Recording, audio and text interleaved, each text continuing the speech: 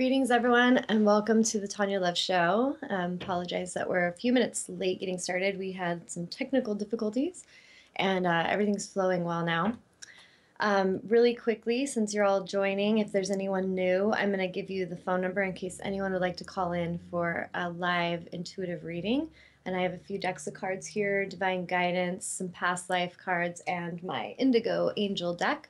So anybody wants to call and get a live reading, first caller will get that. And the number is 919-518-9773. Also, if you're on and you want to go into the live chat, just type in your name or nickname and you can join our live chat. And I love to hear questions or comments from you just so that we have this as an interactive soul conversation. So take a minute to do that and we'll get going from there.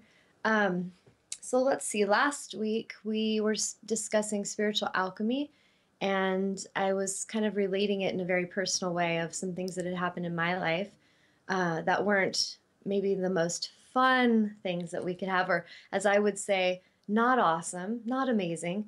But sometimes life has a way of bringing lessons to us and bringing wisdom as a gift, even in things that seem kind of dark and painful, if we're open to seeing that, if we're open to discovering the gift. And so one thing I'm going to read, that's a quick little nugget that I shared on Facebook today. It says, when the dream realizes it's being watched, it changes. And so today the topic is, again, lesson number 2 of spiritual alchemy. And when we're talking about when the dream realizes it's being watched, it changes, is connecting to consciousness. And so basically today we're going to talk about consciousness and how unconscious and consciousness need to work together to create this shift that I feel I am a part of the whole. And so if I am going through things that are bringing me this awareness, then that means you are all going through these things in your own way. And so we're all one, and we're all really moving through this together. And last week I had discussed how some not so amazing things happened in my movie, where there was lashing out and attack and a lot of fear from a person in my life. And I was kind of caught in the center of that energy. Some of us maybe can relate. There's times you're just kind of moving along in life and, someone sideswipes you with their car, or someone just lashes out and attacks you and gets angry. You're on the road and someone gives you the middle finger and screams, calls you names because you didn't move fast enough. So we can all kind of relate to that feeling where sometimes something shows up in our movie that we didn't expect, and maybe it unsettles us, creates a little, that unsettled feeling inside. And it's, these are moments where we have to be really mindful that we're not taking it personally and that we're being very present with our life, because there's a gift here. And that's what we're going to tune into even deeper today. So in my life, as this happened, I really was processing last week on the show, explaining how when we go into unconscious behavior, we kind of create this game called us against them. So whoever the us is, it's against something out there. So if I'm like a Mormon and I'm against Catholics, or if I'm a Republican and I'm against Democrats, if I'm, a white woman and I'm against a different race of beings, if I'm a woman and I'm against men or other women, it doesn't really matter how we play that game, but that game, in essence, creates suffering.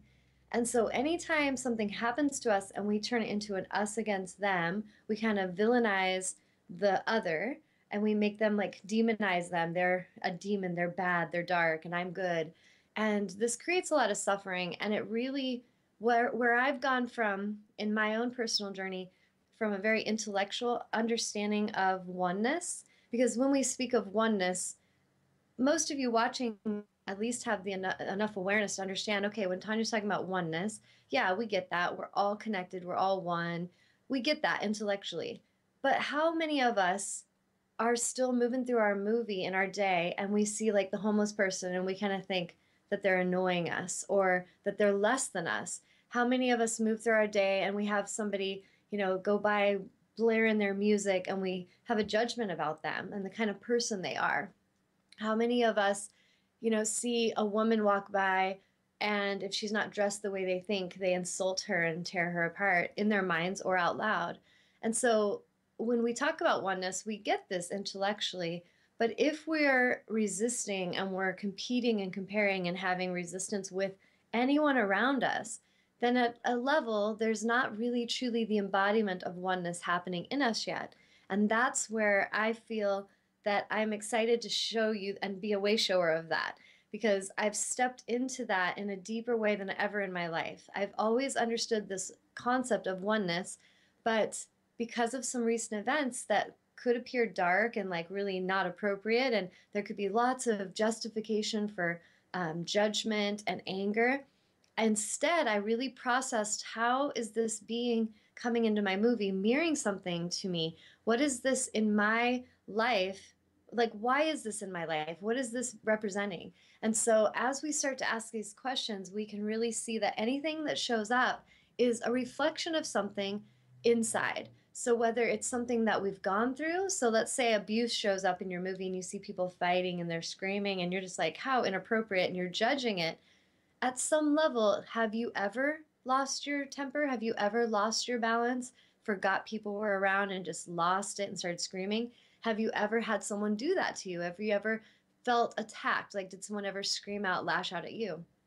So, as we get to this place of presence, like the thing I just read you, when the dream realizes it's being watched, it changes. So, as we're watching our movie so intimately and so closely, to see what out there is a reflection of me that maybe I don't like. So if there's something comes along, there's certain aspects of me I like and approve of. So those would be the people that are our friends. They behave in the ways we think they should. They do what we think they should. And so we approve of them. Those are our people. But then the other people, they're not our people, and they should just be extincted off the planet. Who needs them? And there's this, we have this, I observe this so much in people, whether they speak it or they just kind of show it through their actions. But if we could really come to this place of understanding that whatever is outside of you is a mirror of something within, then everything that comes up, everything that shows up in your movie, the recipe that I have discovered that's really been helpful is I acknowledge this is a part of self. And so I right away love that part of myself. If it's someone screaming at me, initially in the moment, yes, there was a get away from the screaming, but then let's process that. I love that part of myself, that part that has been lashed out at, or the part of myself that maybe lost my temper at some point in my life and screamed at another. And so instead of resisting and judging, which just creates this suppression and it goes back into unconscious, and then what I'm noticing is the more we do that, it comes louder and louder until we're going to acknowledge it and we're going to face it. And this, in a sense, is that aspect of inner child, which we could call inner child, could represent unconsciousness. And then the mother or the creator, the love, we're just going to go with mother today. The mother represents consciousness.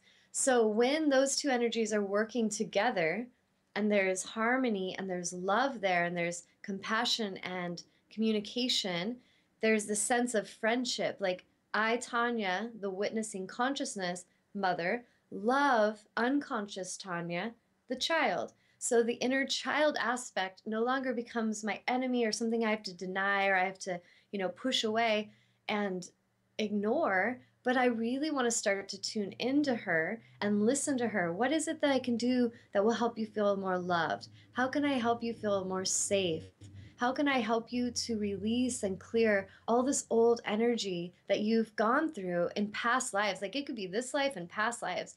Unconscious energy, unconscious memory, it stays with us until we bring it into the light so that it can change. Spiritual alchemy, in essence, is we take the unseen, what we're not seeing, what we don't want to deal with, the parts that we try to pretend aren't there. And instead of continuing that, we have the courage to put them in the light and we look at them and we start to honor what we need to honor in that. So when we see this as an inner child aspect of ourselves, if we can listen right now as I'm speaking, I'll just do this for a few moments. We'll just, everyone close your eyes, whoever's tuning in, and just connect with your breath. Just take a few inner breaths and exhale, releasing any tension from your body. And just take a moment to acknowledge your inner child. And it can be whatever vision comes up. It doesn't matter what age, however it shows up for you. You're tuning into that inner child aspect of yourself. And just let that child know that you're present and that you're listening. I'm here for you. I love you. And I would love to hear what you need me to hear. I would love to help you to clear and release anything you're ready to clear. How can I love you more? How can I serve you? And tune into that child. And then visualize yourself reaching out and giving that child a hug. You could hold them gently, maybe just touch them. You'll know intuitively what to do. And you feel a sense of connection with that child, that part of yourself. And just right when you connect with the child, acknowledge that maybe it's been a while, or maybe you haven't done this ever. Maybe this is the first time you've even addressed the fact that you have this inner child and that you're honoring that part of yourself. And just say, I am so sorry. Please forgive me for neglecting you. Please forgive me for not listening to you, for not caring for you. And how can I help you heal now? And just tune into that inner child aspect of yourself and listen. Just be present. Just this inner listening can create an amazing and powerful shift inside of you where inner child feels acknowledged. The unconscious memories now feel that they're being put into the light and you're not afraid to see what needs to be seen. And you don't necessarily need to remember everything the child's gone through, but you're just honoring the fact that you haven't tuned in and that you would like to tune in now.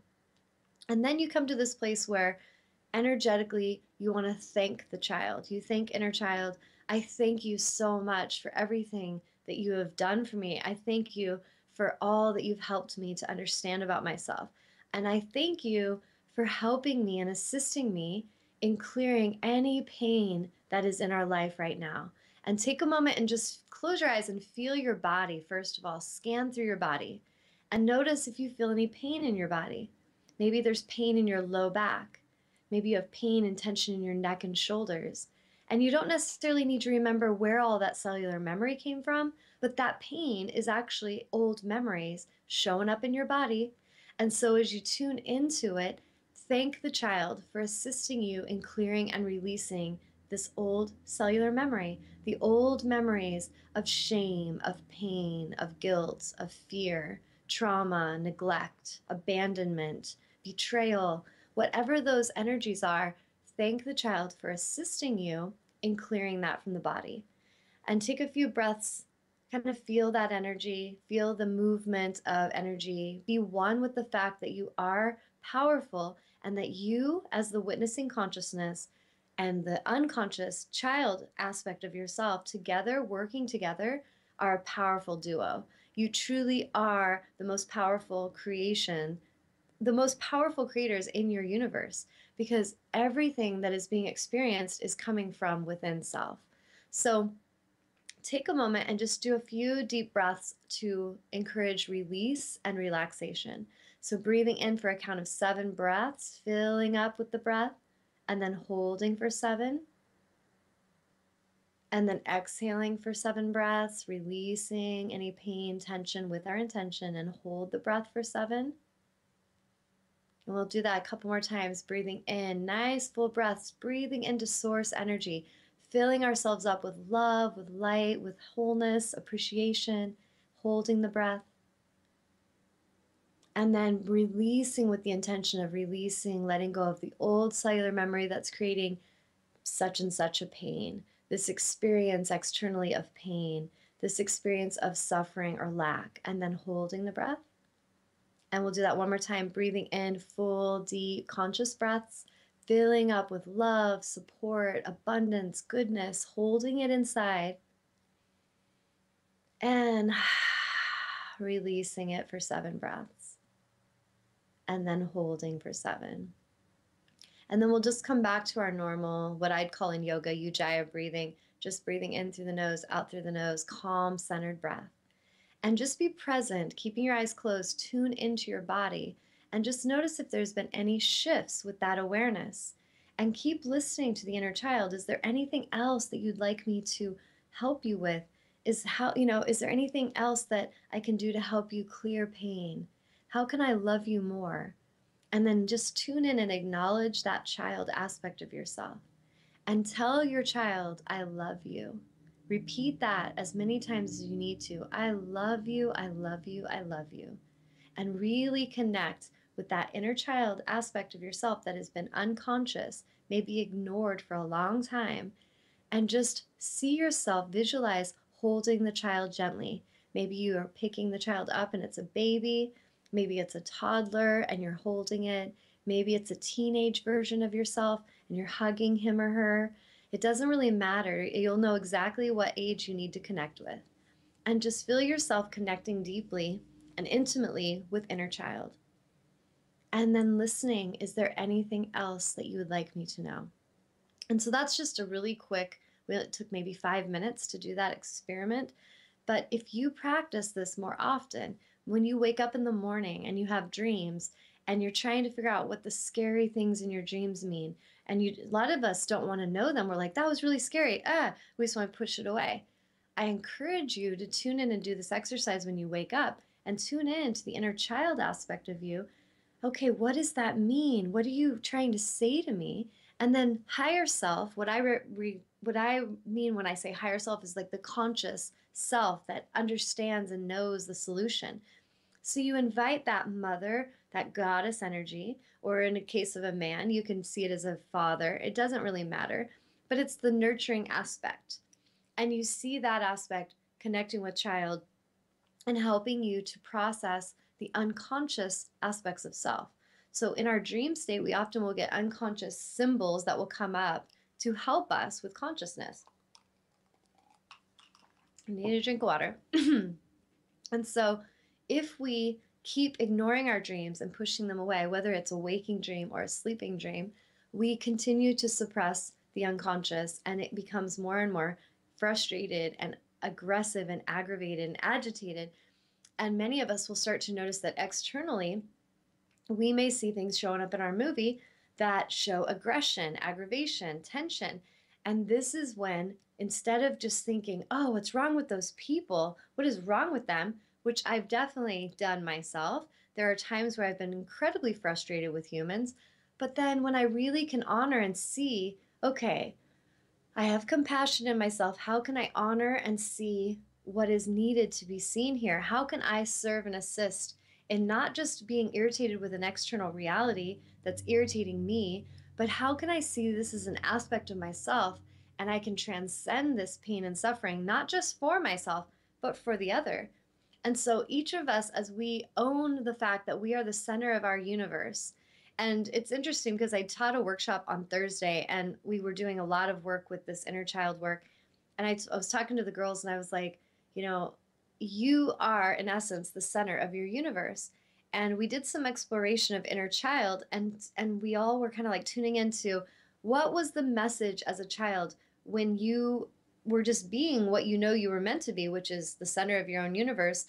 Were you told things like, what do you think you are, the center of what do you think you are, the center of the universe? Or who do you think you are? Do you think the world revolves around you?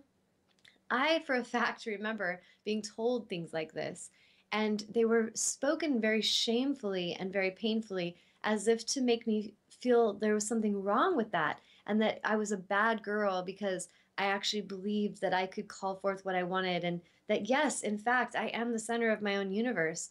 And so if you've gone through that in your own memory, those of you listening have a sense of, yeah, I remember kind of being scolded or insulted or shamed when I actually was just being the center of my own universe. And so maybe that threw me out of my alignment to where then I started to try to please everybody else instead of honor what I really needed to honor in myself and live authentically. So when we come back to that place of the center of the universe, as a shaman, I see the interconnectedness of all life, kind of like a spider web. So if we see the spider's web and we see the spider in the center of that web, she's created the web and she is the center of her creation. And so everything that she draws into the web, she's drawing in with her own consciousness. And everything that happens to her web, she's drawing in through her own consciousness. So if we can see that we are the center of that web and everyone that connects to us, all the interconnection of the universe, all the different people and the situations and animals and plants and everything is connected to us, then we actually, when we know this and we own that, We have an amazing power to shapeshift the reality, to transcend the darkness or so-called suffering, which is really when we're trapped in Maya, where we're trapped in the illusion. We think the illusion of this external natural world is reality, and we get trapped in it. We forget that we are the consciousness in the center, and that through that consciousness, we can shapeshift our reality with our minds, with our conscious thinking. And so when we forget this, we're really in trouble. We're kind of like the fly stuck on the spider's web. We feel stuck, we feel caught, we feel powerless, helpless, and we're struggling. But when we come back to our truth, we are in essence the center of that web. We are the center of the universe. And this is where we have actual power and potential to create new holographic realities. We can shapeshift from one reality to a new reality. Spiritual alchemy. So any of us that have gone through, let's say, an experience, I'll use myself an example. A lot of abuse in my past, a lot of neglect and suffering and abuse was really in my past. And I've explored past life regression to where I realized it was there for a long time. But I took that, and if we can take that and we can shapeshift it to a beautiful life where instead of feeling powerless and I can't have a voice and I can't help anybody, I can't help myself, I could heal myself and I could come into such a position to where each week I'm assisting in inspiring whoever out there is listening, inspiring all of you that are open and receptive to transformation in your own life. So taking that pain and instead of feeling damaged and helpless and hopeless, I could shapeshift it into a gift, into a strength, and cultivate greater connection, greater compassion, greater sense of oneness. So this is what each of us have the opportunity to do. And so when any of us are looking at anything out there and we're in resistance with it, then this is worth exploring. Why are you in resistance to that? That's some aspect of yourself that you don't approve of and you don't want around. And so instead of hating it, which a lot of us, that's what we've been doing, and it just gets bigger and stronger, we need to love it. We need to see it clearly and say, I love you. We need to then say, I forgive you. Please, I forgive you what you're showing me, and I forgive myself. Please forgive me for anything that I have done to contribute to this showing up in my movie. So I forgive the child. Child, forgive me. It's this back and forth inner child and creator forgiveness work happening where I love you. Please forgive me. And then we thank it for the lesson. We thank the experience. So if I had someone lashing out at me, then I come from this heartfelt place of compassion where I thank that experience for helping me to see something I was really needing to see so that I can purge it out. I can release it. I can purify it, transcend it. And then I come back to, I love you. And this is a deep, I love you to the other, and also an inner vow of I love you to self. And this is where we start to realize the interconnectedness. And a lot of us, when we're walking around and we're judgmental and we're hateful and we're vicious, whenever you see humans attacking others, it is because they are deeply at war within themselves. And what I've learned is some of the stuff I was going through personally, I discovered so much more truth about these two individuals of how in trouble they really were with drugs, how in trouble they really were with addiction. And at first it was just fear and resistance, and everyone wanted them just to go away.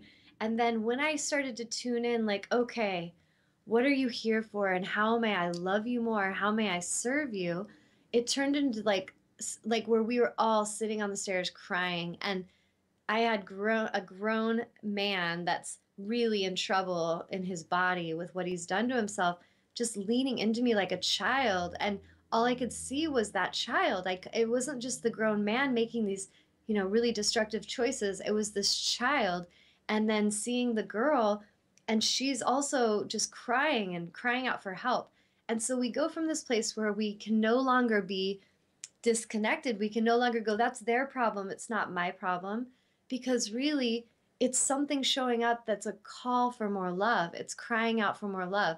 And like, I feel emotional just talking about it. It like seriously just triggered my heart so deeply. And I feel like what I once understood intellectually completely shifted to Tawnya now embodies that. I understand it deeply. My higher heart is wide open, and I realize there can be no resistance. There can be no more external resistance. We cannot wish for anyone to suffer.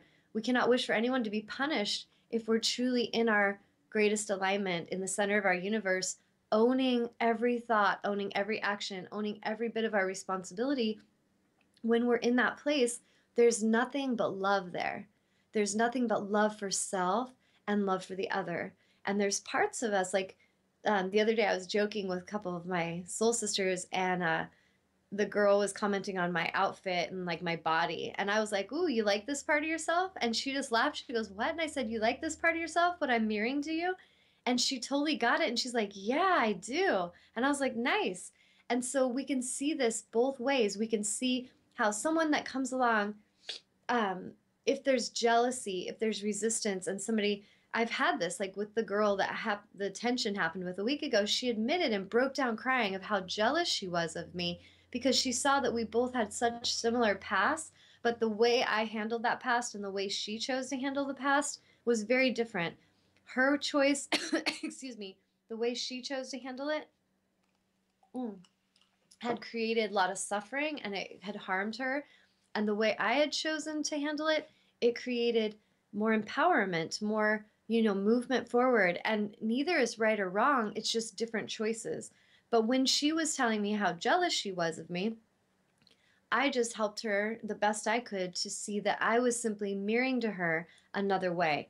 I was mirroring to her the path of self love, and that she was mirroring to me another path, and that neither of the paths were right or wrong. One, in her journey, it was creating a lot of suffering. So, from her center of the universe, if she's creating a lot of suffering, it would empower her and serve her to address that and to bring the unconscious into the light so that she could choose differently. And it would serve me to also remember to do this always.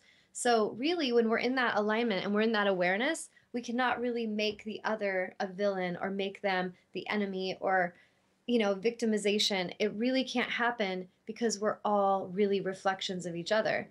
And this is something to not just contemplate intellectually, but really invite that experience into yourself, into your own life.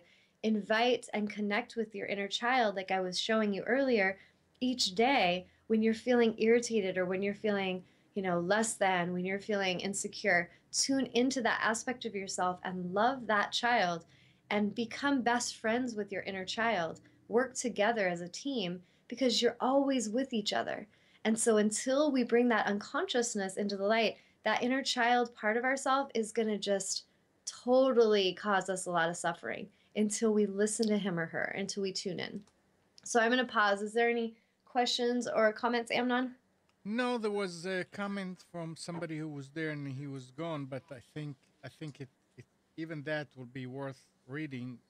He's saying people don't want your light to shine because their light might get blocked, but they don't understand that light can be brighter together.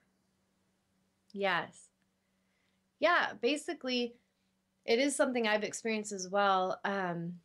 My whole life, actually. That's something I've had to come to terms with and just love in myself because, things are being mirrored and I'm seeing that now. But basically, if there's ever been some time where someone attempted to dim my light or to kind of make me be quiet, rip the attention away from me so that I would just be over on the side. This is something that humans that do that, it's because they're hurting and they don't feel like, they don't feel love for self. They don't feel that they're getting that connection.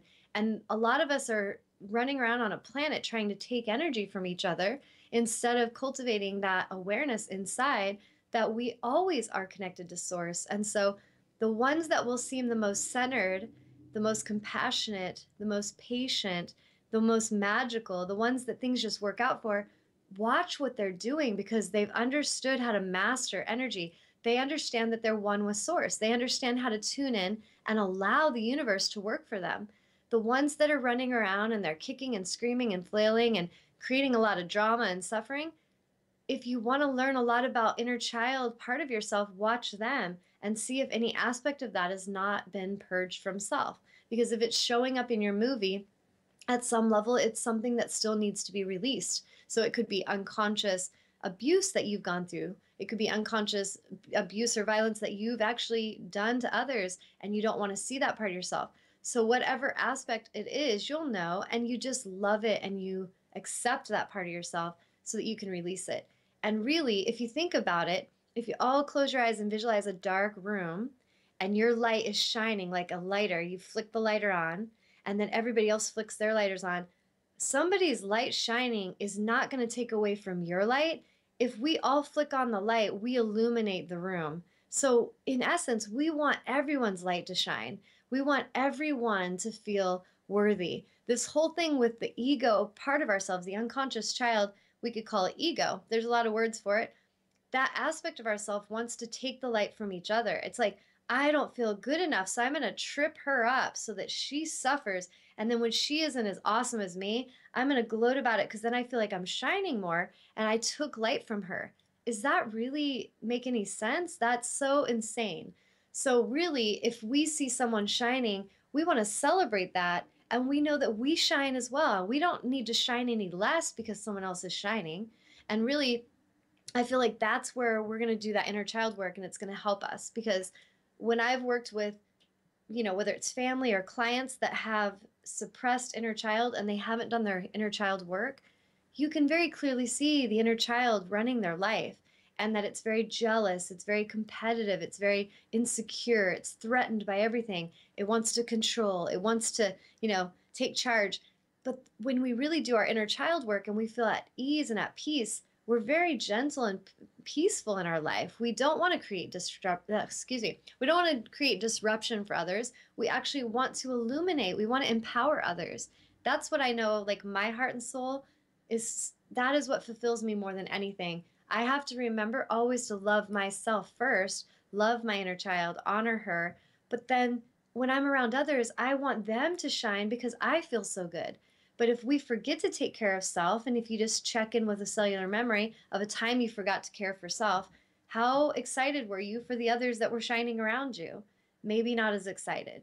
So this is really, it's no more blaming the world, it's changing self. I have a magnet on my fridge, quote by Leo Tolstoy, and it says, everyone seeks to change the world, but no one seeks to change themselves.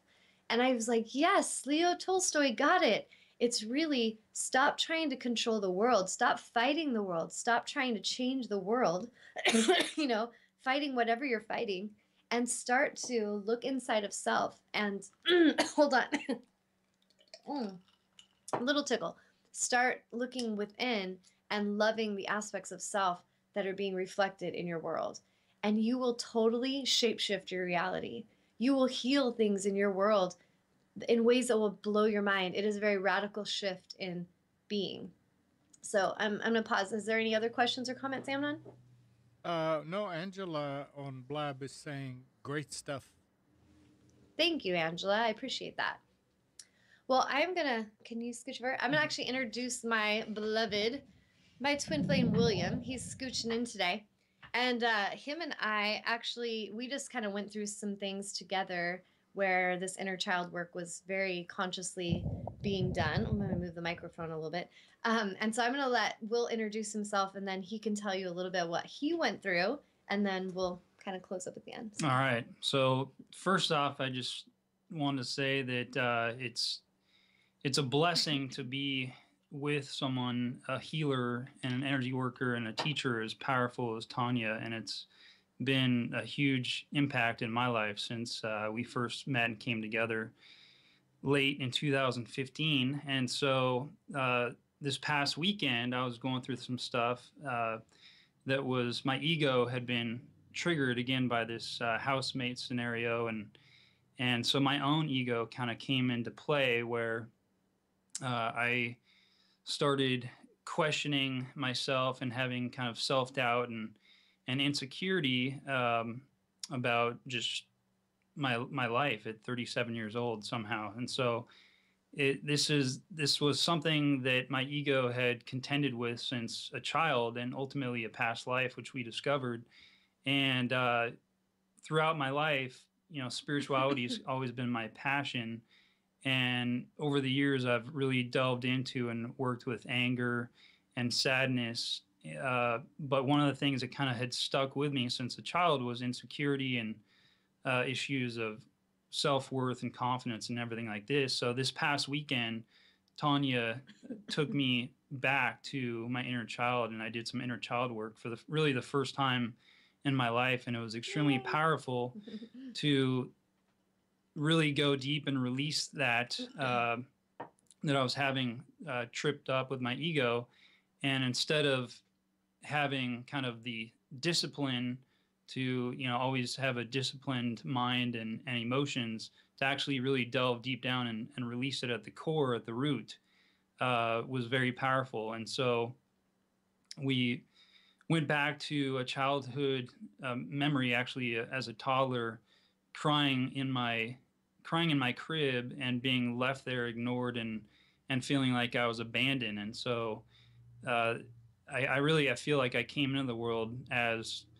having this feeling, which again, we went back to a past life of being insecure, having questioning my self-worth and stuff like this. And Share that. yeah, so Share that part, how the song came in. And... yeah, and so we were again working through this, and so a song popped into her head, which often songs pop into her head because she has this intuitive, psychic, angelic gift, which I'm so blessed to share with her. But a song came into her head called Earth Angel, and it triggered a past life memory where I had lost her. I was shot down in a fighter jet in World War II, and this was one of my past lives. But we've lived many past lives together in which we've lost each other through death or other scenarios. And so this song that popped into her head triggered this memory, and that we had all these dreams and plans together in that lifetime, and they all kind of disintegrated in that plane crash. And for about 25 years, I've had dreams at least once a week of crashing in a plane or witnessing a plane crashing. And since meeting her and working through these different things, and especially through this inner child work this past weekend, these dreams of planes crashing have been massively curtailed, and it's been a while actually since I've had one of these dreams. Well, tell them how you've changed, like how we can take a vision in the past and we can actually consciously change it, and you've started to change your dream. Like, yeah, how did it change? Yeah, well, specifically in those kinds of dreams, she actually helped me to shift the dream in such a way that I could lucidly influence it to a better outcome. So recently in these dreams, the plane no longer crashes, but actually kind of skids and lands without any injury to people, whereas before, people died and stuff like that. And then so just being able to actually be lucid and kind of more awake or aware in your dream has been really powerful for me. And then also just in the waking dream, so to speak, knowing that there's an infinite number of possibilities and in your hologram. Like this morning, for example, I went in my mind and went back to a point where this ego popped up last week, and I just went back to that moment and changed my reaction in my mind and kind of created a whole new hologram or possibility of how that interaction went last week. And so I went back in my mind today and shifted that. And then in doing that, then I got a whole new energy feeling inside of me. It just, everything shifted. And so just kind of got back into my alignment and back out of ego. And again, just doing that inner child work over the weekend was extremely important and a big piece of that. So Yay. Anyhow, it's been super awesome to work with my twin flame in terms of just continuing to evolve as a spirit in this human body, and releasing past life trauma, experiences from this lifetime, and just continuing to grow and expand. And so it's been a blessing to have Tawnya in my life. Ditto, baby. So thank you. Thank so you. yeah, Thank you for sharing that. So that inner child work, very, very powerful. Yes, and what Will was saying, it is work. It is conscious work, and like him and we're going to be teaching a workshop at the beginning of February 7th, right, baby? Mm-hmm. February 7th from 11 to 2, and you can come if you're local, or you can attend through Skype. So if you want to contact us, you can email me. But we're going to be doing that workshop and speaking a lot about this. And one of the perks of having your twin flame and a conscious being that works with you is that he and I together work through things really quickly, and we're constantly present and conscious with ourselves and each other. And so it's a beautiful relationship where I feel we're going to just create this amazing shift in our new year because we've done so much work together. And we're going to be teaching that workshop. Really, it's going to be the focus is going to be a lot about self-love and doing your inner work. So even if you're not with your twin flame, or you don't even really care to meet your twin flame, you just, want to cultivate greater self-love. The thing that we love about being with our twin flameness is that it's fun, and it's your best friend externally shows up. So internally, when you love yourself so much that you become your own best friend, your external twin can show up that reflects and mirrors that love back. And we both help each other. Like if one of us gets a little bit off the path, it's a very loving, nurturing way to get back on, instead of maybe like soulmate relationships that we both have gone through, where there was not really I would say, there was not the same consciousness from both parties for healing and shifting. And so one would outgrow the other. And a lot of times the soulmate relationships kind of bring about, some kind of karmic energy that you're resolving with that person. Or maybe you just really loved that person and they were your mother in the past, and so now they're your child this lifetime or whatever. So soulmate relationships and twin flame, very different.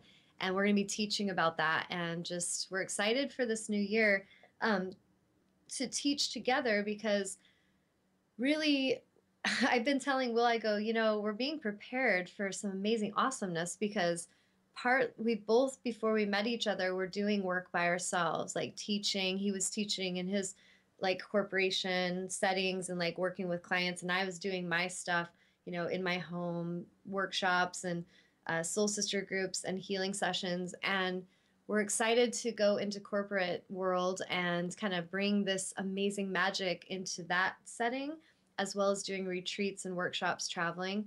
So it's really exciting. But I was playing with him, saying how much we've been prepared, because we've gone from this place where intellectually you can understand oneness, and intellectually you can understand, what's important in life. But until we embody it, there's still some pieces that need to be connected.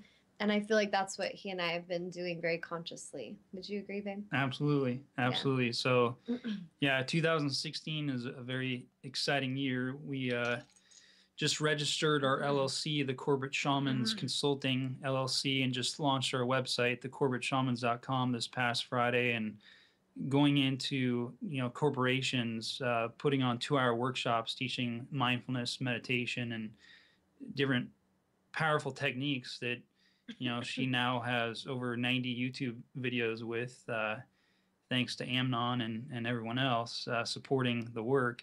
Yes. But going into, these corporations, and, I just read recently that there was a study that 30% of employees are at some level addicted to painkillers, and they're dealing with stress every day at their workplace and bringing it home with them, and bringing home stress to them or with them to work. And, of course, there's these occasional shootings that happen at workplaces. But the point is, we're bringing in this frequency of peace and joy and harmony to companies, and, teaching mindfulness meditation and stuff like this. So we're a lot of inner child work will be done. Yeah. So we're really excited about. He's like, really? He does little sound effects. Nice one, Amnon. That was perfect. Yeah. So it's very exciting to be with my twin flame, and resonate and harmonize, and that has been a huge difference between a soulmate and a twin flame, very very distinctly for me. How Very graceful and mhm. harmonized. That's a good word. Yeah, yeah. And it's, in the amount of time that we've been together, there's been no tension, no argumentation. There's been, and then if things do come up, we easily, with awareness and shining the light, work through them and clear things and release things. And so it's very powerful to be with one's twin flame. And Yes. so Oh, there's so many good things about it. We'll definitely be sharing. mhm. I don't have time to share all the awesomeness today, but we will definitely do that. Yeah. And So- Cindy's saying thank you for sharing, Will. Thank you. Thank you. And Angela on Blab is saying, when she was listening to the story, she said, "That's beautiful." Thank Thank you. you. Thank you. Yeah, and I feel like personally, I think it's so beautiful, and why I wanted Will to come on and share today is because I feel like, he and I talk very openly, but not everybody feels that comfortable. And I feel like what I've observed on the planet with men in particular is that men are not necessarily encouraged to be vulnerable and to show what they need to show so that they can bring unconscious into the light and heal and transcend that pain. And so in our society, we have a lot of room for shifts in how we view men and how we view women. Women maybe aren't really allowed to get angry. They can be emotional and cry, but men, it's okay if they lose their mind and get angry, but if they cry, ugh. So I feel like it's really beautiful how Will is open, and he's open and able to be very vulnerable with me, and I feel like it's so beautiful, and I know that it's helping him heal things. And he's had that projection of that misaligned masculine most of his life, where he knew it wasn't really in alignment, but he felt there was something kind of wrong with him because he didn't relate to that way of being. So I feel like having him mirror that to the world, and me as a woman mirroring the strength and power, is really important, because a lot of us are kind of looking for the guides and the way showers of a new way. And we have to have the courage to try it in a new way. We have to have the courage to be vulnerable and to move in a new direction. And I'm proud of Will for sharing that, because I feel like it will inspire whoever's open. But maybe there's men watching today that they've struggled with being vulnerable or struggled with allowing emotion to show. And this is something that's going to be really necessary for healing. Like, if you're a man or a woman listening, you have an inner child. And as you start to tune in and honor that child, it's going to change your life, and it's going to change the relationships you'll have. Absolutely. All right. Yes. And there's a question. Yeah. Tim is asking, how do you handle those niggles in your relationship? The whaties? Niggles? Niggles? Or maybe he misspelled something and I'm not getting it. Is he talking about, well, here, what is his name, Tim? Oh, no. Okay, little things. Oh, little things. How do you manage those little things in your relationship? So the what things I'm that getting... things that annoy. Okay. So again, if we go back to what this whole show, what the focal point was, is that as we love ourselves, and that's why our Twin Flame Workshop is going to be a lot about self-love. As we learn to love ourselves, we're going to cultivate greater compassion in ourselves for ourselves. And so it's really not difficult to give compassion to the other when that compassion is there for self. If I haven't done my work and done self-love work, and I haven't cultivated compassion inside, it's going to be very challenging for me to have it for the other. So basically, he and I, we just do our own inner work. We meditate daily. We just have a natural harmony together. But when something comes up, I never attack him. I will ask him questions like, baby, what's going on inside of you? And he might be like, oh crap, something's going on inside of me. And maybe for a few minutes, he doesn't want to talk about it. And there's this quiet time, and I'll just honor him for that and let him process. But when he goes through it, he will go into meditation and he'll do his own inner reflection, and then he'll come back and talk to me. And then sometimes we'll just be like sitting in bed, like what happened the other night, and that song came in my mind, and then I told him, and he's like, it really triggered emotion in him, which led him to cry. He shed some tears, and then I just held him and I was like, it's okay, baby. Like, feel it, just feel it all, and let's clear this together. And so I feel like you have to be each other's best friend. If you're in a relationship, the word ego, that unconscious inner child, if that has not been addressed and healed and loved, ego will destroy your relationship again and again. And any of you listening, if you've had relationships fail, we all have that in common, that at some level ego came in and destroyed it. And so I feel like he and I are really great at making sure that we take good care of ourselves, and that will help us take great care of each other. When he was going through his insecure time, he said to me, I feel like I haven't really given myself as much love, like self-love lately. And I was like, great awareness, baby. And so what do you need to do to love yourself more right now? Like, and how can I help you with that? And so working together, it helps us move through it. And he's open to me. He doesn't resist me because I'm a woman.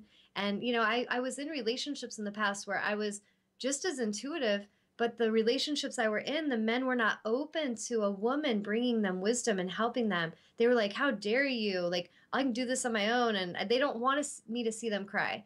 Where I feel like Will's really done that balancing of his divine masculine and feminine to where he can handle that, and he welcomes it, he honors it, and I honor it in him. Yes, and so part of it is when something arises that is maybe an emotional stumbling block or a trigger or a moment of tension or anything that pops up ego wise. The first step is owning it and saying, okay, this is my stuff that I need to, you know, contemplate and release and work through and bring awareness about, as opposed to projecting, you know, my own kind of maybe inner turmoil that is happening in the moment and projecting that on her, like, now oh, you're the blame. Right, like, oh, it's her fault, or, you know, you're the reason that I got triggered or anything like that. But just owning it first and foremost is one of the biggest keys, and you using that to go into self and really go into self-love. And so that's why, you know, when something comes up, I go into meditation and just really go within, and it goes back to, again, the self-love and just taking full ownership and responsibility for what's happening inside myself instead of, you know, blaming or anything like that. And so, you know, we've never yelled at each other, never argued or anything like that. And it's just a blessing that we both come from this standpoint of self-love and just work through anything that might arise. And so it's with love, right? Yeah. And like, you can't resist it and you can't blame. That's why I'm saying the whole shift, the spiritual alchemy that's being presented to humanity, is that we shift away from any us against them. It can't happen anymore. We have to get to this place where we love ourselves. We have to do the inner child work. We allow inner child to be heard and loved. And then it becomes easy to see the external mirroring of anything, and we welcome it as an opportunity to purge more, to welcome more. So whether it's something that inspires us, maybe we feel competitive or jealous, change and shift the perspective to inspiration instead of jealousy. If something causes you to feel less than, shift that into they're mirroring your own abundance. They're mirroring back to you that abundance is here. So it's really like an inner shift where we love self so much. And I feel like this is going to be the message of every teacher that's really in alignment on the planet, is going to be about self-love and how we're all really one. And it's not, again, not just an intellectual thing. It's a way we live thing where we can't blame others anymore. We really see, oh, wow, what's that coming here for? Let me tune in. Woo, I love you. I forgive you. Let's clear that. And then exactly. And then it really does clear. And that is when, like, the magic and the fun happen, because really that's what we're here to do. We're here to have fun, and we're here to play. Like, all of our inner children, our inner child parts just want to play. And I feel like that inner child part has been so conditioned and suppressed that this is why there's so many angry, stressed out, addicted humans, because they have denied the inner child. They have completely ignored him or her.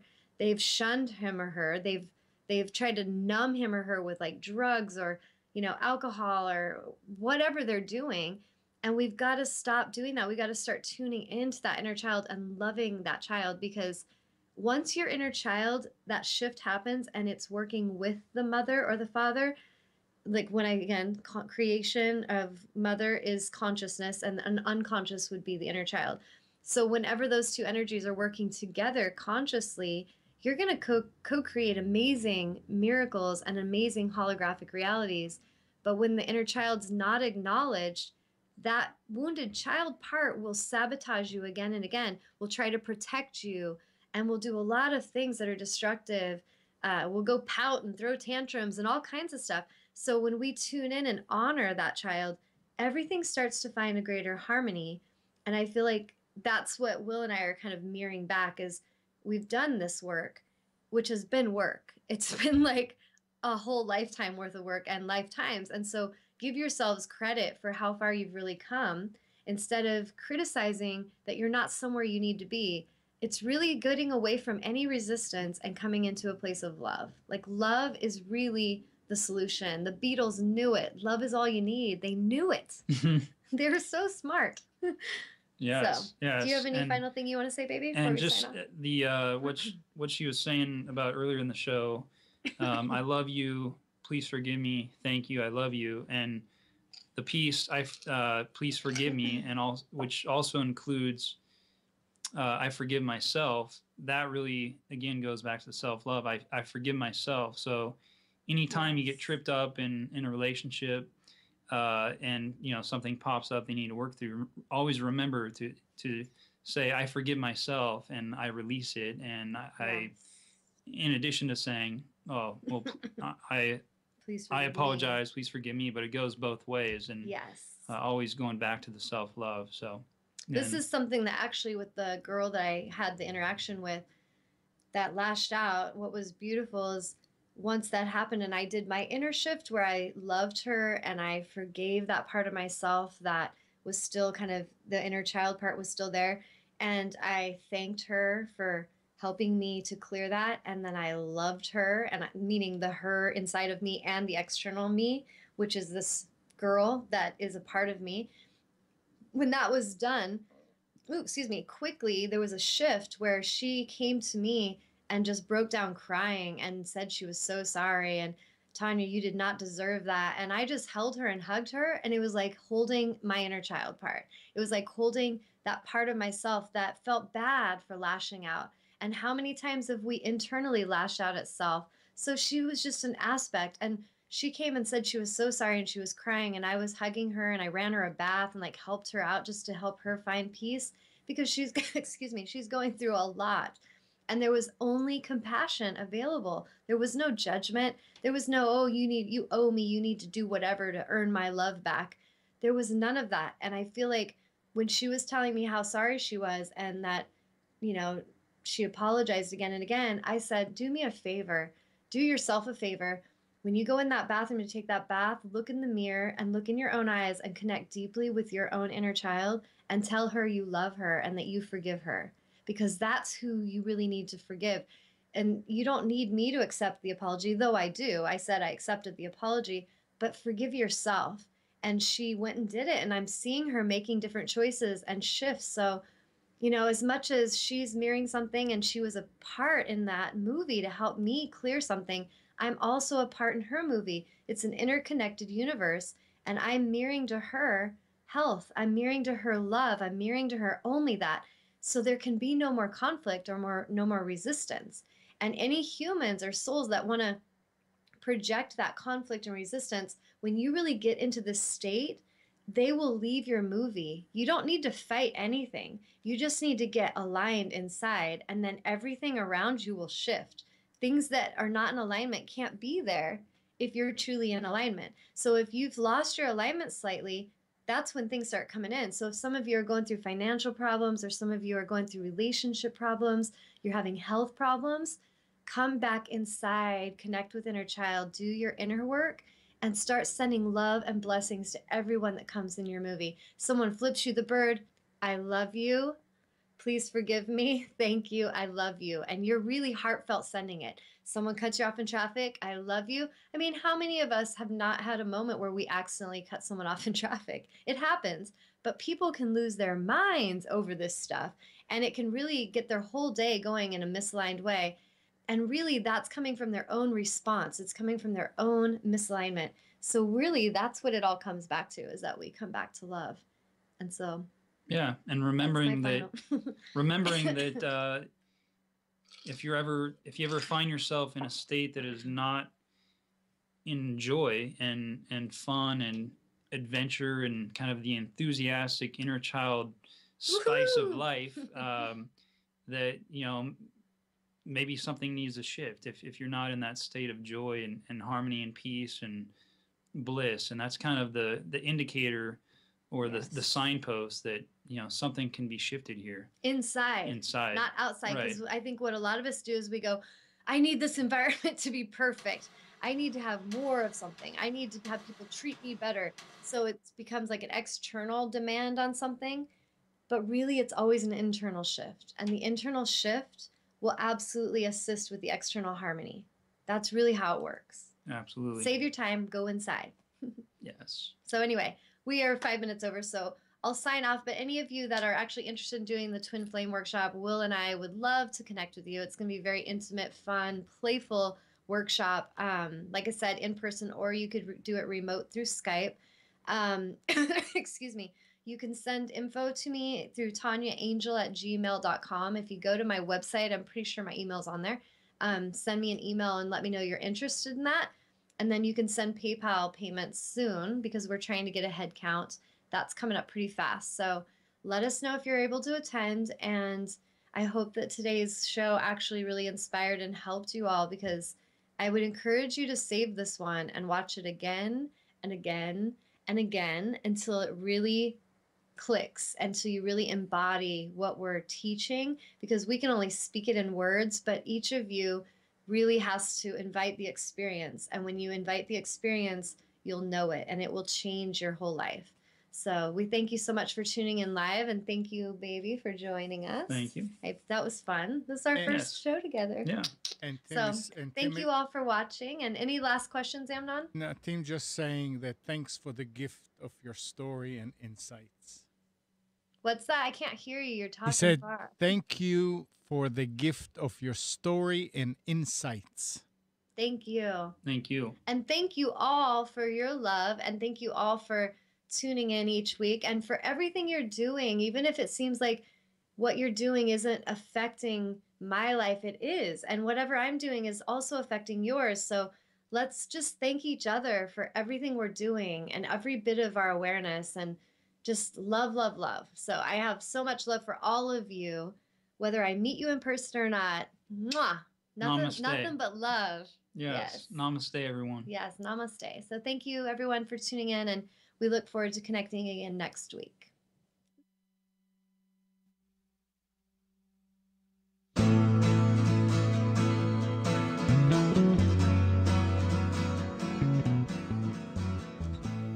You are tuned to the Nissan Communications Network.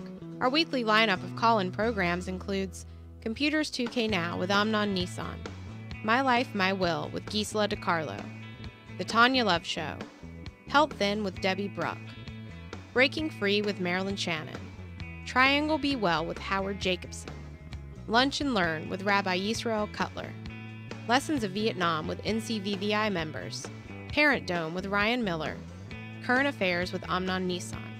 And if you tuned in too late, you can always watch each program in its entirety or download an MP3 audio file of it in the archives section on nissancommunications.com. Don't forget to subscribe to our YouTube channel, follow us on Twitter, and like us on Facebook. Sponsored by Atomos.com, makers of quality video recorders and converters, CarolinaApparel.com, and DeltaForce.net.